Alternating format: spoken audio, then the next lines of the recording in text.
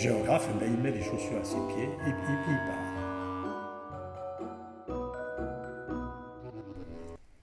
Bonjour, je suis intéressé à une partie un peu originale de la ville d'Amiens, un espace qui couvre Henryville, le Marie-Albert Ier et toutes ces rues qui filent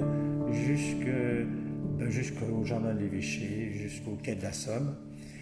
Et je me suis intéressé parce que j'habitais à Henryville et j'ai découvert cet espace en me promenant à pied. Je suis géographe, économiste, j'étais enseignant. Et le géographe, il met les chaussures à ses pieds et puis il part. Alors là, effectivement, j'ai découvert cet espace si charmant, si beau, et puis ce mail impressionnant. C'est une perspective très très belle qui donne une respiration particulière. Après, j'ai filé donc sur ces rues en direction de la Somme, où j'ai retrouvé le même esprit, la même atmosphère. De fait, c'est comme si je découvrais une ville dans la ville, et comme une ville que je ne connaissais pas, qui est mystérieuse et un peu inconnue. Et c'est un bel ensemble, le même esprit sur 2,5 km de long, c'est pas rien. Alors, ce charme, il vient de ce fait que quand on se promène dans la rue, tout est à la hauteur du passant.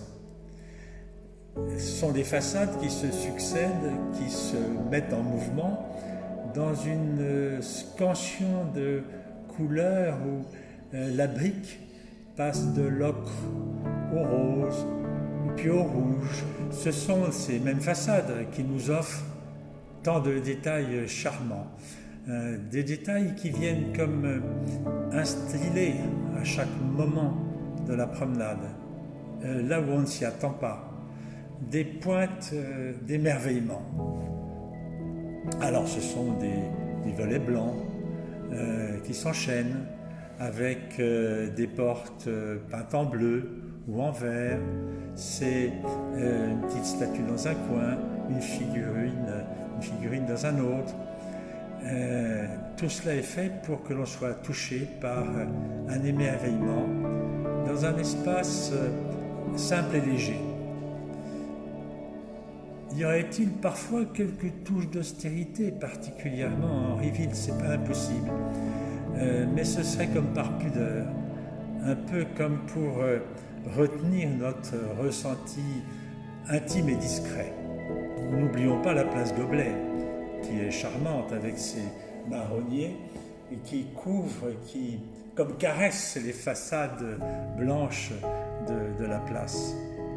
Et puis surtout, la petite place Saint-Pierre qui est extraordinaire. Depuis la place Saint-Pierre, on a cette vue sur le cœur de la cathédrale qui est extraordinaire.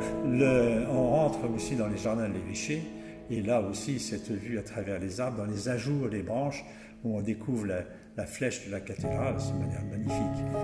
Dans cet ensemble urbain, comme pour donner de la respiration, c'est le mail, ou plus exactement l'ensemble mail boulevard Jules Verne, qui s'offre à nous et pour nous inviter à y rentrer. D'abord, le mail lui-même, avec cette allée d'arbres hautement dressée, nous invite à la promenade, à y pénétrer. Et là, on découvre à droite, dans le sens est-ouest, les façades du mail lui-même, et puis comme en réponse, à travers les ajours des arbres du square Le Mercier, les façades du boulevard Jules Verne. C'est ça qui est très troublant, c'est qu'à travers cette allée d'arbres, on découvre ce jeu de résonance entre les deux façades, celle du mail et celle du boulevard Jules Verne, une résonance qui cadre l'espace. C'est un peu comme un décor de théâtre, un espace habillé. Bien évidemment, on a envie d'avoir là une scène. Alors, la scène, on ne l'a pas trop, parce que c'est un espace qui est vide, qui est un espace où circulent les voitures, et qui est effectivement heurté par la voie de chemin de fer. Il y a quelque chose à faire, dont on parlera dans la conférence que je ferai samedi. Mais pour l'instant, on en reste à ce vécu. On a là quelque chose d'assez troublant. On se situe dans un espace qui est habillé, qui est dressé. J'insisterai sur l'ensemble urbain, cet ensemble urbain, qu'est-ce qu'on peut en faire? Où l'emmener? Quel dessin? D-E-2-S-E-I-N. Et puis évidemment, en écho, quels aménagements?